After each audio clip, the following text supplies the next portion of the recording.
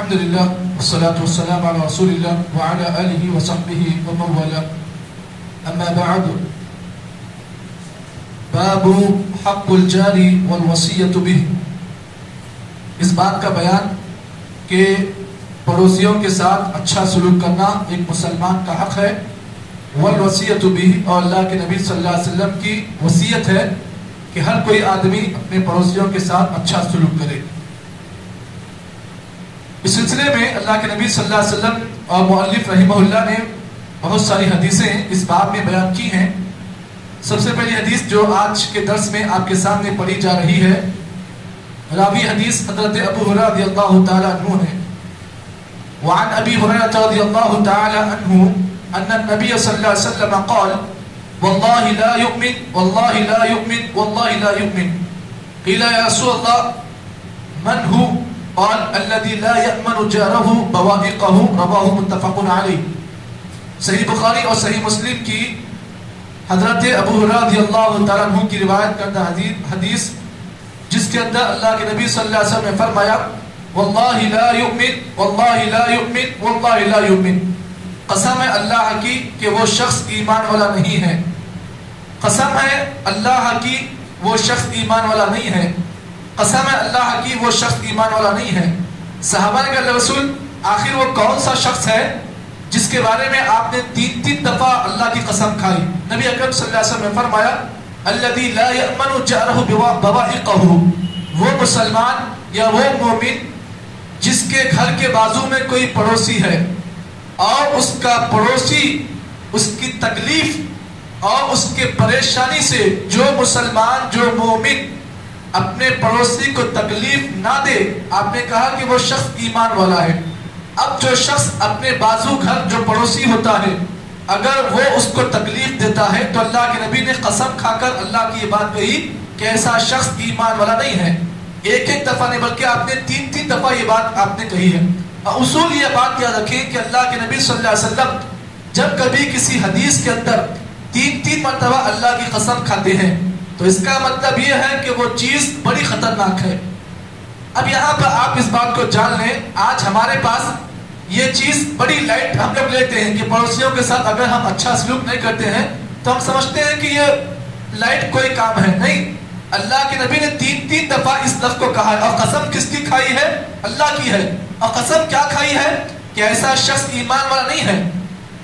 تو معلوم یہ ہوا کہ اگر کوئی مسلمان اگر اپنے کسی پڑوسی کے ساتھ اچھا سلوک نہیں کرتا ہے تو پھر وہ آدمی ایمان والا نہیں ہے. اب یہاں پر ایمان والا نہیں ہے سے مراد یہ نہیں کہ وہ شخص پکا ایمان والا نہیں ہے. مطلب یہ ہے کہ وہ شخص مومنوں کے طریقے پر نہیں ہے، یعنی اس کی زندگی ایمان والے کے طریقے کے مطابق نہیں ہوتی ہے جو اپنے پڑوسیوں کے ساتھ اچھا سلوک نہیں کرتا ہے. اب یہاں پر آپ اس بات کو بھی جان لیں کہ اگر ہمارے گھر کے پاس کوئی پڑوسی ہے تو پڑوسیوں کا دائرہ کتنا ہوگا؟ اس سلسلے میں محدثین نے یہ بات لکھی ہے کہ آپ کے گھر سے لے کر 40 گھر تک، آپ کے گھر سے لے کر 40 گھر تک جتنے بھی گھر ہیں وہ آپ کے پڑوسیوں کے بارڈر میں ہیں، یعنی وہ آپ کے پڑوسی ہیں.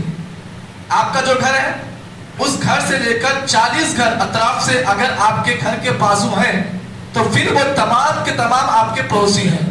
لوگ کیا سمجھتے ہیں کہ پڑوسی کا مطلب یہ ہے کہ میرے گھر کے بازو جو ہے وہ میرا پڑوسی ہے. نہیں، پڑوسی کا مطلب یہ ہے اس کا دائرہ اتنا ہے کہ تقریباً 40 گھر اس کے دائرے میں آتے ہیں. تو اگر کوئی آدمی ایسا ہے جس کے گھر کے سرحد میں 40 گھر ہیں تو ان کے ساتھ حسن سلوک کرنا یہ ایمان والے کے لیے ضروری ہے. اب یہاں پر سوال یہ پیدا ہوا کہ پڑوسیوں کی تکلیف آدمی دو طریقے سے دیتا ہے، ایک زبان کے ذریعے سے اور دوسرا عمل کے ذریعے سے. زبان کے ذریعے سے مطلب کیا ہے؟ اگر کوئی مسلمان کسی پڑوسی کو اگر اپنی زبان سے تکلیف دے رہا ہے، کیسے؟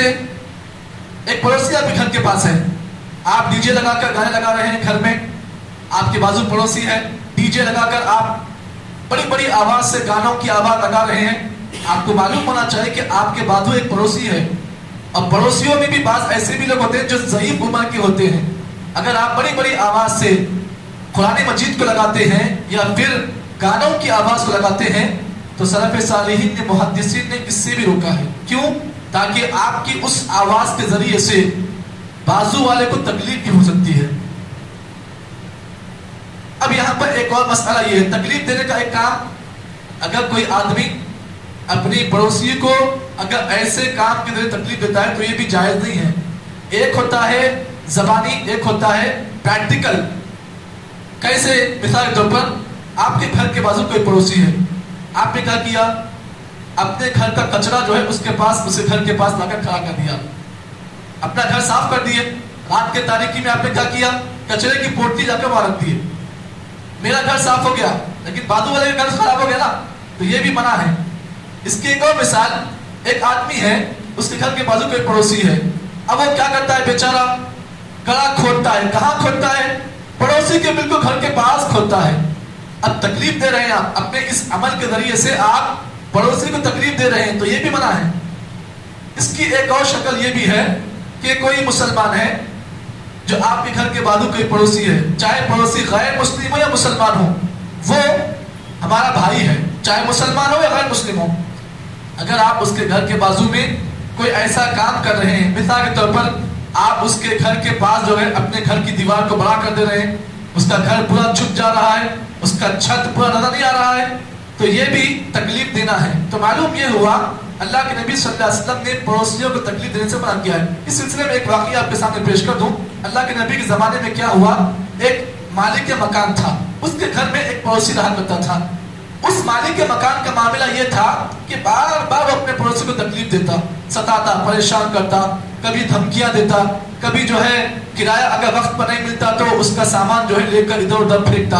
اللہ کے نبی صلی اللہ علیہ وسلم کے سامنے اس پڑوسی نے شکایت کی، کہا اللہ رسول میں ایک گھر میں کرائے سے رہتا ہوں، میرا مالک کے مکان جو ہے مجھے تکلیف دیتا ہے. تو اللہ کے نبی صلی اللہ علیہ وسلم نے اس آدمی کو مشورہ دیا کہ تم اپنے گھر کا جو بھی سامان ہے نا، تم لا کر روڈ پہ کھڑا کر دو، لا کر روڈ پہ رکھ دو.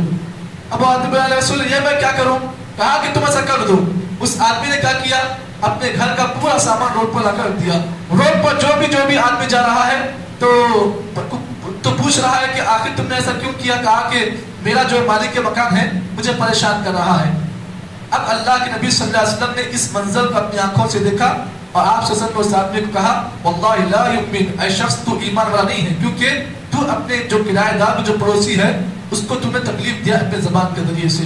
تو معلوم یہ ہوا کہ پڑوسی جو ہوتا ہے، اللہ کے نبی نے فرمایا کہ جبریل علیہ السلام نے مجھے پڑوسیوں کے بارے میں حسن سلوک کی اتنی وصیت کی، اتنی بار بار مجھے وصیت کی کہ میں نے یہ محسوس کیا کہ شاید جبریل علیہ السلام میرا وارث اس کو نہ بنا دے.